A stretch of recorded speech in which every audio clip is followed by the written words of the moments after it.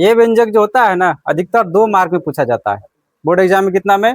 2 mark में। बहुत छोटा व्यंजक होता है ये, और बहुत शॉर्ट में निकल जाता है। अगर कोई भी गोला है तो उसका कुछ ना कुछ तो त्रिज्या होगा ना। तो किसी चालक के पृष्ठ पर, किसी गोलीय चालक के पृष्ठ पर विद्युत विभव का सूत्र क्या बताया है?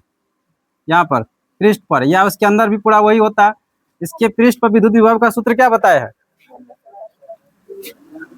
1/4πε0 एन 2 क्यू बटा आर।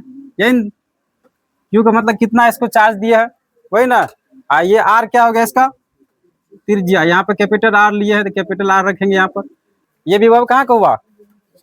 इसके पृष्ठ पर कितना विद्युत विभव होगा, इसका विभव होगा। इसके अंदर भी इतना विद्युत विभव इतने ना होता है इसमें, बैक चैप्टर में जो बताए थे।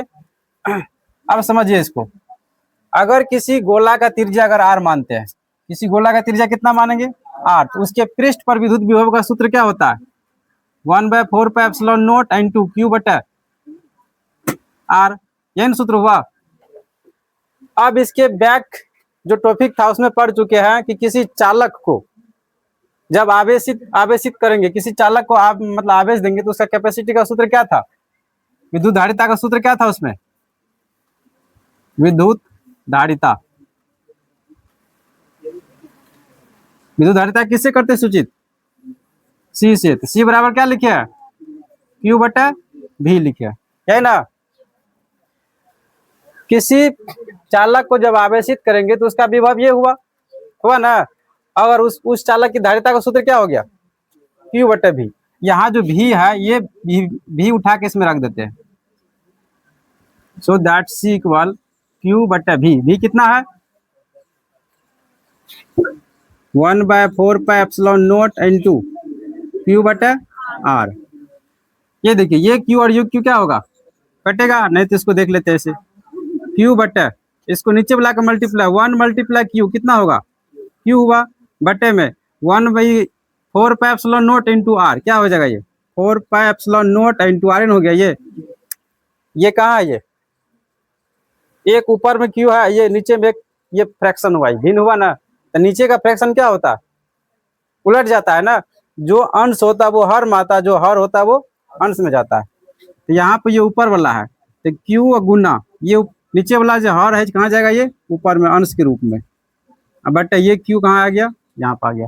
अब ये क्यू और क्यू कटेगा,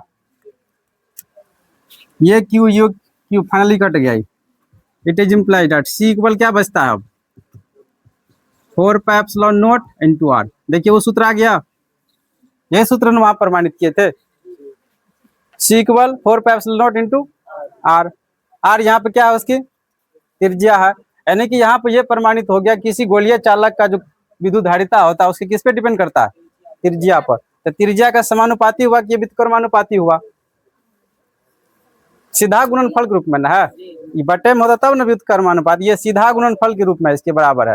इसका मतलब गोलीय चालक की धारिता जो होता है उसकी त्रिज्या के सीधा समानुपाती हो जाएगा। माना कि किसी गोलीय चालक की त्रिज्या कैपिटल आर है, इस चालक को क्यू आवेश से आवेशित किया जाता है, उसके पृष्ठ पर विद्युत विभव, उसके पृष्ठ पर विद्युत विभव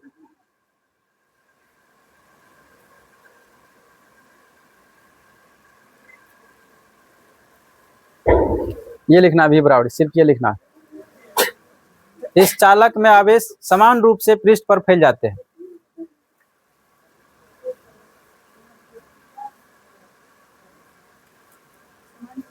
समान रूप से पृष्ठ पर फैल जाते हैं।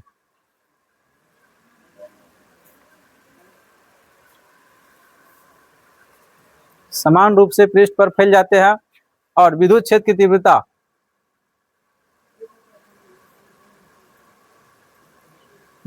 तीव्रता त्रिज्या के अनुदिश पृष्ठ पर लंबवत हो जाते हैं। यदि गोलीय चालक की धारिता C हो तो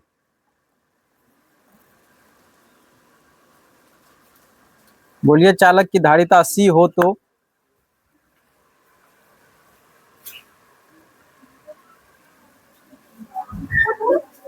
देखिए उनके नीचे ये लिखिए आप।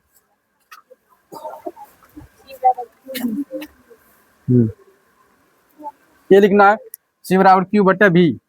पहले वाला का समीकरण एक कर लीजिए कि धारिता सी हो तो सी बराबर ये सूत्र होता है, तो सी बराबर इतना लिखेंगे। इनको समीकरण एक करना है, सी बराबर इतना, सो दैट देखिए यहाँ ब्रैकेट दूंगे समीकरण एक से, समीकरण एक से यदि चालक के समीप एप्सिलॉन आर, जैसे यदि चालक के समीप एप्सिलॉन आर प्राविद्युतांक वाला कोई माध्यम स्थित हो तो चालक की विद्युत धारिता कब होगा ये सूत्र, जब उस गोलीय चालक के समीप कोई और कोई माध्यम रखा हुआ है जिसका प्राविद्युतांक कितना एप्सिलॉन आर, तब उसका सूत्र ये हो जाएगा। उनके नीचे ये लिखिए